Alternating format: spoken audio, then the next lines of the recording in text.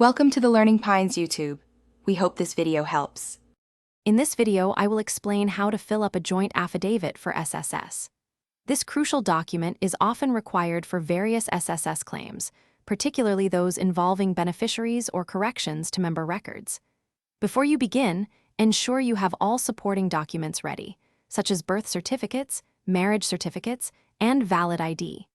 Having these prepared will streamline the entire process and prevent delays.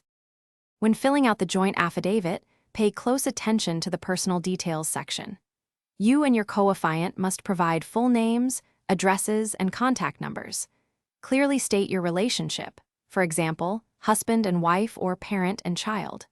Most importantly, articulate the specific reason for the affidavit, such as correcting a birth date or establishing dependency, and include the SSS member's complete details. The sworn statement is the core of your affidavit. It should be a truthful declaration of facts, presented clearly and concisely. Both affiants must sign the document in the presence of a notary public. This notarization is a critical step, as it legally validates the affidavit.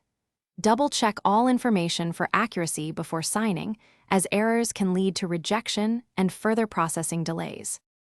Once your joint affidavit is fully completed and notarized, submit it to the appropriate SSS branch or office.